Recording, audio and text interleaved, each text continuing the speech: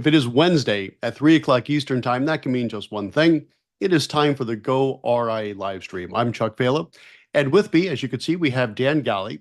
And Dan, as a lot of you probably know, is currently the treasurer for the FPA National Organization, and he's also the president-elect of FPA, and he'll take a full command of the FPA as president come January 1st. Dan, thanks a lot for joining us today. Thanks, Chuck. Happy to be here. All right. And the reason why we have Dan with us is a few weeks ago, I was at Columbus with Dan and the entire FPA family for their big national conference, and it was fantastic as per always. And as I like to do on these weekly live streams, is draw some attention to what's new on www.goria.com. And what I'm actually going to do is, if I can get the right button here, I'm going to share my screen and show exactly what is new by going to www.goria.com, okay, which of course is a subset of Investment News. You first come to our podcast section, but what I want to talk about today, since we have Dan with us, if you go to videos, you will see all of the live broadcasting I was able to do September 18th, which was my birthday, by the way, at FPA National. We had Dan, of course, kicking us off, talking about what's new on the FPA, as well as some other folks. Before we get into that, I do want to bring Dan on. And Dan, if you would share with us a little bit before we get into discussing the live streams we did at your conference, what do you have in mind for the FPA, you and the rest of the leaders at FPA National going forward once you take office on January 1st?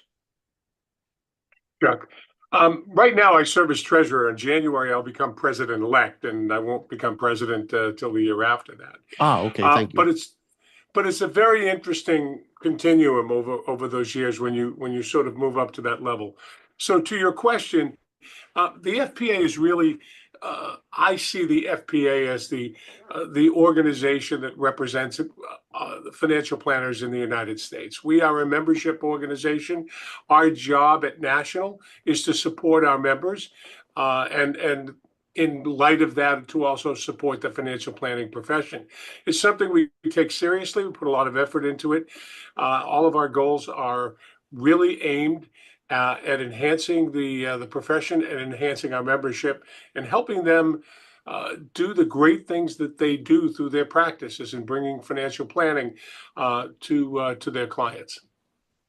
All right, that sounds good. So I myself have been a member of the FPA as far as I can remember, and I'm on the board at the local level here in Connecticut.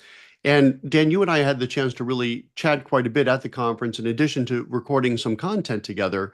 And you shared some really interesting insight as far as going forward with the FPA. And I think one of the initiatives you guys have been focusing on is Next Gen, which I think is so important. Could you expand on that just a little bit for us, please? I can. Next Gen is that organization or that group of advisors that are new to financial planning. And it may be because they're coming out of school and this is the career path they've chosen, or it may be that this is a career change situation. But Next Gen is really the heart of our membership in the sense of that's where our future is. So many of us in financial planning have put in the years and built up our practices, but we need that young blood, that new blood, and it doesn't not necessarily an age issue, Right. but Next Gen represents that, and they're incredibly important to us. Our Next Gen contingent has some excellent leaders. They're energetic. They have great ideas. They're coming in and really helping elevate all of us, and we're happy to promote that, and we're very pleased with the success that we've had in our chapters, which is really where all the work is done. Things don't happen at National. We tend to try and chart the long-term course, but it's the chapters that do the hard work. You know, you're in the Connecticut chapter, and that's where the work is done. And so we've our Next Gen has been built up through that, and we're very happy about it. Very pleased. Yeah, and I know you guys are working on a number of other things as well, but that Next Gen I think is so critical, right? So we have coming up over the next couple of few decades the great wealth transfer, right? Trillions, what is it, 70, 80 trillion dollars is going to go from the current generation client to the next gen client. And guess what? Those next gen clients are going to need next gen advisors. So I think the work that you're doing for the industry in that regard in particular is really, really important, especially considering that you and I look more like the average age advisor, right? So the average age, I think, according to Cerulli, is mid 50s or higher. And that's great, but we need that next generation to come in and serve that great need that we're going to see going forward. So let me just take a moment and kind of scroll through what we were able to capture. So these are all we're all recorded live at your conference, which was a great event. And one of the many reasons I like coming to these conferences, networking, meeting people, learning, of course, but it's just a concentration of talent, which is why I love going there with my little mobile recording studio and capturing. So we got some great information from you, of course, Dan, that we also had Stephen Gwinnett. We talked about incorporating a healthy lifestyle within your financial life as well. David Blanchett, of course, is always an authority on all things retirement income. And we talked about something really kind of neat called a contingent deferred annuity, which I never really heard of much before. And he gives us some good information there. Matthew Borstein, of course, who's the chair-elect over at the FPA board, right? Another great organization doing also great work for Next Gen. Mike Ayers over at Money Magazine, he's the executive editor there. Dr. Preston Cherry, always a lot of fun talking with him. Randy Kimmel, we talked about trusts. And last and most certainly not least, we had the chance to catch up with Margaret Hartigan, who had a really interesting solution talking about Next Gen to utilize and leverage technology to engage with Next Gen clients in a way that's time efficient for advisors. So for those of you in the audience, if you haven't checked out this relatively new section, it's called videos. We're actually going to update that. Soon it's going to be called On Location. It's going to be dedicated all to the content that we're recording on location at these conferences like FPA National. We're going to be at FPA NorCal, T3, the CASE conference, the Schwab Impact conference. If there's a conference, I'll be there with my little webcam capturing as much content as possible. So with all that said, that's a little peek on what's new on goRIA.com this week. And Dan, any closing thoughts for us?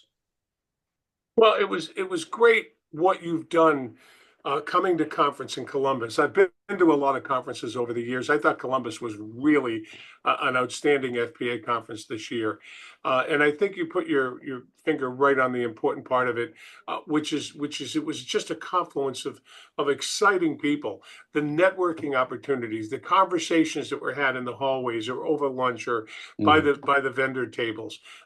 Was just so exciting. It was great to see this sort of energy that was exuding. There were great speakers. There were excellent breakout sessions. All of that was fine, and really I think that created an atmosphere for planners to come together and share, and share they did. I mean, I'm so proud of our membership. Every single time you run into a member and you start talking about their practice or what they're going to do, they're just more than willing to sort of open up the secret vault and show you what they're doing. There's nothing hidden, and so there's so much to learn from talking to each other. These conferences are so valuable.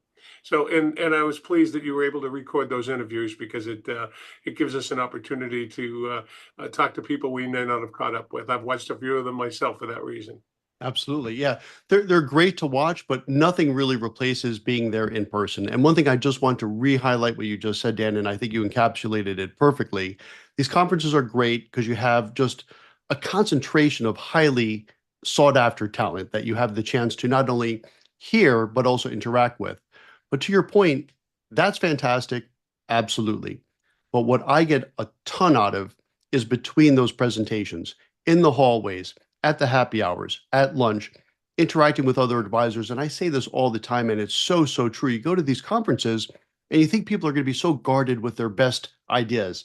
They are sharing those best ideas. It's amazing how open they are. I say this all the time. So if you're an advisor out there looking to go RIA or not, you have to go to conferences, and without question, FPA puts on one of the best ones out there. So Dan, again, thanks for your leadership. Thanks for taking some time here today.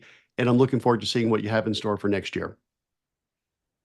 Very much. I look forward to talking to you as we move forward. Sounds great. Okay.